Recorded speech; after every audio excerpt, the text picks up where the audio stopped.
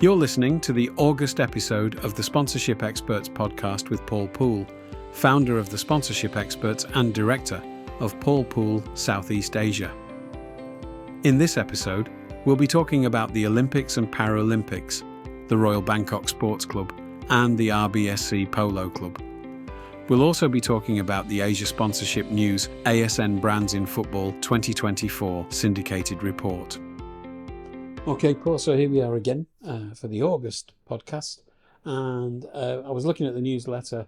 There's a really good article about the Olympics. So can we start with that? Absolutely. Busy month in sport this month with the Paris 2024 Olympic and Paralympic Games. And in the newsletter, we've looked into the sponsorship deals of the Games. The Paris 2024 Olympic and Paralympic Games have attracted a diverse and substantial roster of sponsors, reflecting both long-standing partnerships and new entries into the Olympic and Paralympic sponsorship landscape. Historically, sponsorships are divided into 4 different tiers, with worldwide partners, premium partners, official partners, and official supporters. Yeah. Well, what sort of revenues is this Olympics going to generate? Well, Paris 2024 estimates are around anywhere from 1.3 billion to 3 billion US dollars in sponsorship revenue. Wow. And there seems to be a diversification of the kinds of companies that are getting involved now. I mean, is that true? Absolutely, yeah. Compared to previous Olympic and Paralympic Games, there is a marked increase in partners from sectors like digital technology and environmental sustainability. And I think that reflects really the broader shift into innovative and eco-focused platforms. Yeah. Glad you mentioned the Paralympic Games, because it gives me the opportunity to ask you a question which I know you know the answer to. but maybe the listeners won't. Why is it called the Paralympics? Well, there are lots of answers to that question, but my understanding is the real answer is it's because it runs in parallel to the Olympics. I am going to accept that answer into my reality and choose to believe it. We should have run a competition or something. No, because you've just given the answer out. Yeah, if we hadn't given the answer It's not much out. of a competition, is it? When it comes to money in the Olympics, I mean, we used to always hear about how much it was costing, and I mean, obviously not cheap to do, right? No, and I think this is becoming challenging when countries bid to host games like this. But don't forget, sponsorship isn't just the only revenue stream for games like Paris 2024. You have gate or ticket revenue, so people attending the different competitions. Media.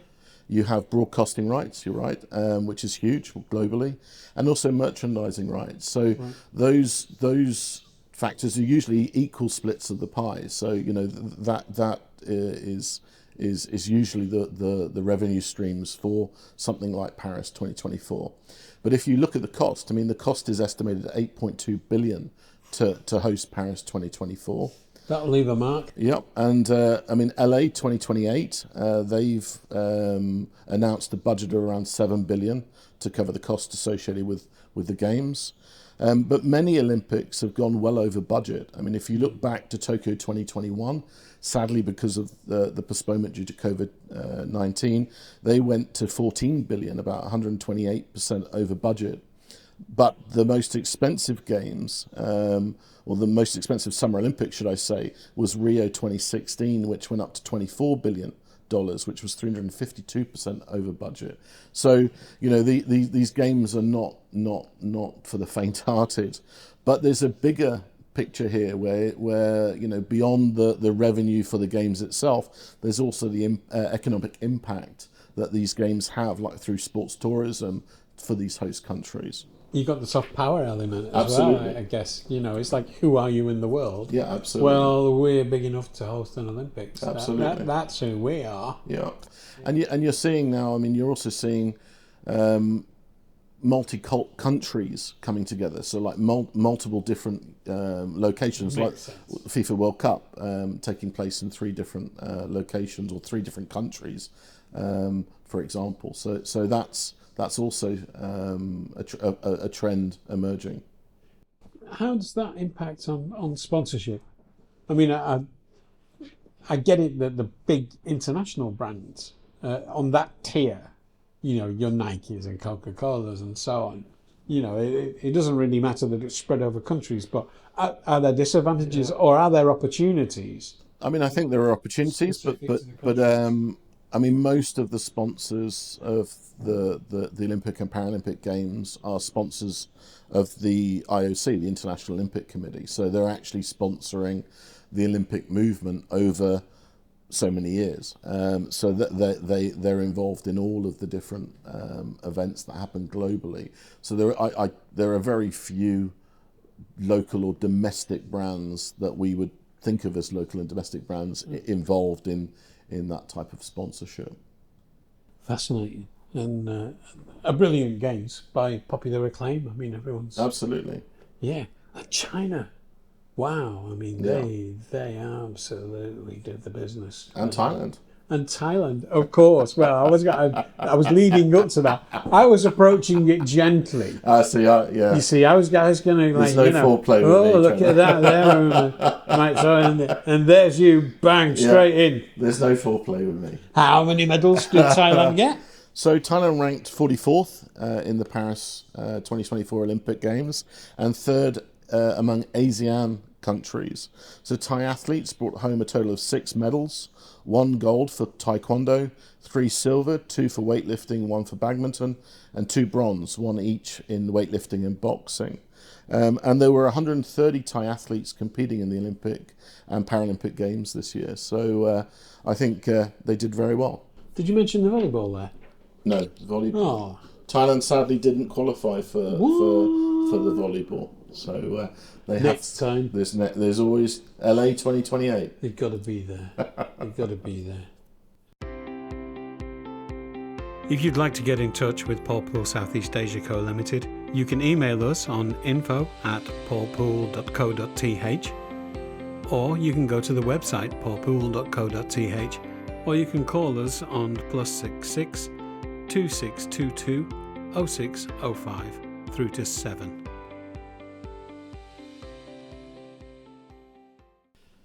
Okay, so we're going to talk about two Bangkok things next. The Royal Bangkok Sports Club and the RBSC Polo Club. We did cover a lot of the history, which is considerable, about both actually in the previous podcast. So Yes, if people want to know more about that, and it is really interesting, then they can go back to the previous podcast. But today we're just going to focus on the sponsorship opportunities that are going to happen, and a little bit more information that pertains to that. Absolutely. So, as you said, I mean, in the last episode, we announced our appointment to the Royal Bangkok Sports Club and RBSC Polo Club, and over the last 6 to 8 weeks, we've developed a comprehensive commercial sponsorship and partnership program across both clubs. Let's look at RBSC first. With more than a century of history, RBSC is undoubtedly one of the most prestigious clubs in the kingdom. But let's look at some numbers that we didn't cover in the last episode. The club has almost 30,000 members, 95% of which are Thai, divided into an almost equal male-female split. And the largest age group is those from 41 to 50 years old. So, you know, a really great club base, very Thai focused. And the interesting thing is the male-female split. I mean, there's a lot of talk about female sports or women's sports, and RBSC, you know, has all of that. You know, a few decades ago, these sort of establishments had a women's night. You know, where they let women in once a year. Yeah, no, this is a really great club and a great target audience for those sponsors. And we're now looking at more than 20 different sports at RBSC as well. So real interest in a particular sport, which is really great. Also, there's lots of social activities, and the club has lots of restaurants, bars, and club rooms, etc., to hang out and socialise and network. And it's open from 5:30 in the morning till midnight every day as well. So it's a special place. Are they the rooms that they have, I mean, are they hireable? Are they? Yeah, we've approached this from a commercial sponsorship point of view. We've approached this from a brand clean point of view in terms of sponsorship.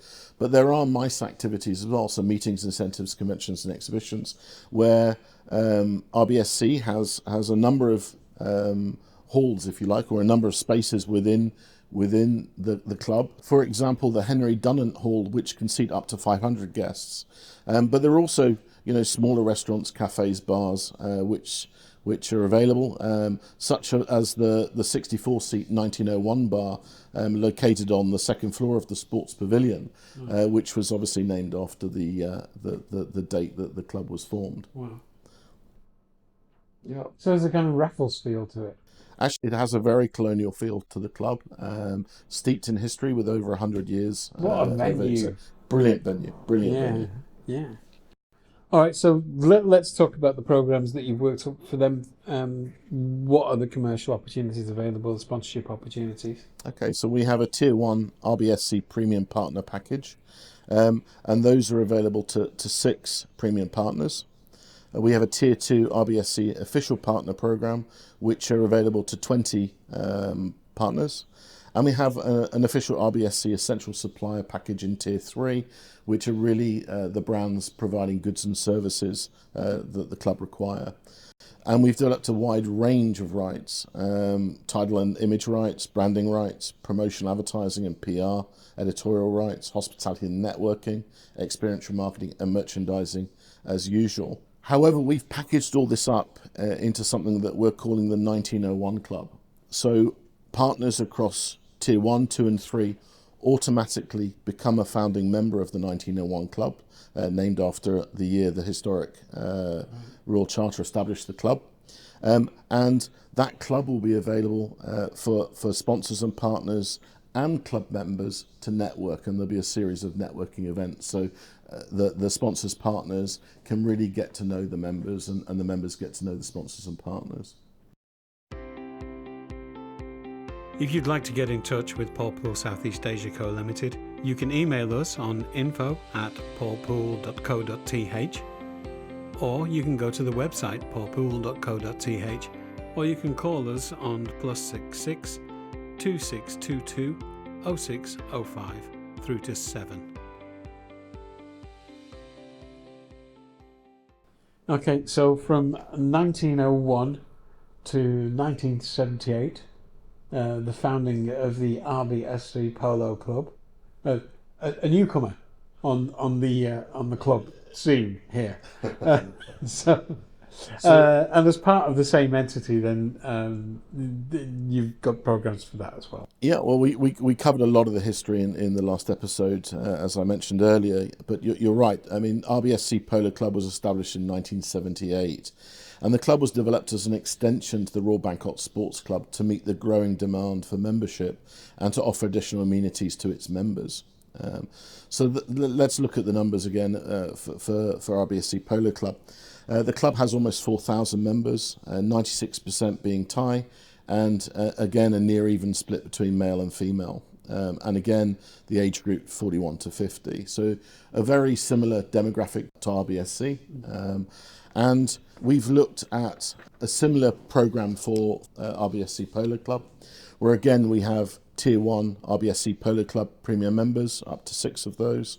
Tier 2 RBSC Club official partner, up to 20 of those. And again official RBSC Polo Club essential suppliers for in Tier 3 for the brands providing goods and services to the club.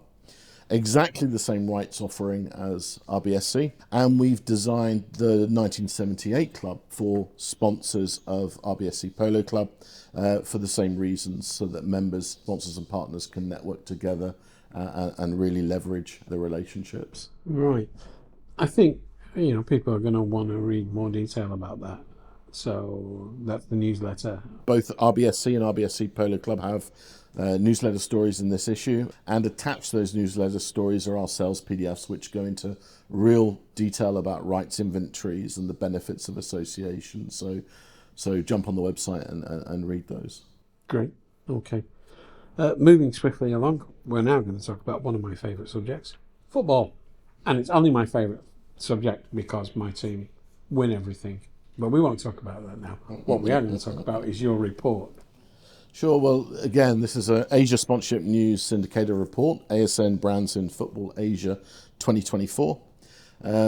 We've spoken about ASN practically every episode to date, so I won't bore listeners with what ASN is.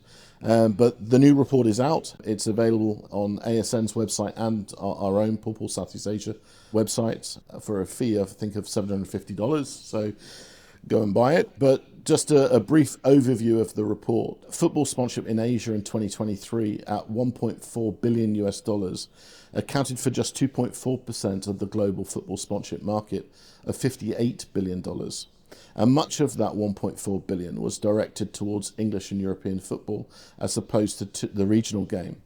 62% of the 20 biggest Asian sponsorship deals accounted for a massive 31% of all Asian spending went to top-flight English and European clubs. Nevertheless, over the past decade, football sponsorship in Asia grew by plus 73%, with technology, retailer and gambling demonstrating the strongest and the most recent increases. So that's an overview of the report. But in conclusion, football is by far the biggest sponsorship platform in Asia, accounting for 29% of all sponsorship investment. I think people would be surprised to hear that. Yeah, its nearest rival is motorsports at just 12% of the total. So these are interesting figures. But again, not all that sponsorship money stays in Asia's regional game. 38% of the 1.35 billion total went to rights holders in the English and European football leagues. That figure included a huge 62% of the biggest deals done by an Asian brands in 2023. But it's encouraging, though, for the local game, is that while the top 50 Asian brands accounted for 58% of the total investment, the remaining 42% was derived from 661 other brands. And as I've said before, football offers a unique range of opportunities from sponsorship from global to grassroots. Yeah. Equally encouraging was the $10 million investment across 28 deals done to support the women's game, an increase of 30% over 2022. That's a pattern that's repeating globally, right? Yeah, absolutely. Women's, as I just mentioned earlier with RBSC and RBSC Polo Club, women's sports is becoming a real hot topic. So as we look forward to 2024, the biggest question remains over legislation affecting gambling sponsorship on team shirts. It's big money, as evidenced by the most expensive football shirt on the market, your friends, Manchester United, which spent $50 to $60 million. Yeah. It's just, what are they doing with the money? Finishing 8th or 7th, was it? They're not in the Champions League, but Thank you for indulging me there. It's okay. All right, so I know that there's any other business, so I won't ask you if there is. I'll just ask you to launch into it. Yeah, there is. So our team was in Lackdale, Belgium at the amazing Asia Festival on the 2nd to the 4th of August, and we'll return to Vilvoorde in Belgium at the amazing Asia Festival on the 30th of August to the 1st of September. And here in Bangkok next month, actually the next month's episode will be very interesting because we've got golf, football and motorsports to cover. How exciting. And I think we're doing some outside broadcasts. I think we'll be doing one, maybe two. So we have the Icon Series captains and rosters announcement at Rainwood Park on the 2nd of September. And of course, our pals at Gumball 3000 will be coming through town and we'll be heading over to Central World on the 17th of September between 5 and 8, I believe it is, for the official Bangkok grid outside Central World. So those two could be quite fun but noisy outside broadcasts. That's my problem. I like noisy things sometimes. All right, that's great. I think we're done for this month, yeah? Thank you very much, Trevor. Okay, thank you, Paul. Take care. See you next month. Seeking sponsors. Seeking an opportunity to sponsor. Looking to maximise an already sponsored opportunity? Visit paulpool.co.th, the sponsorship experts.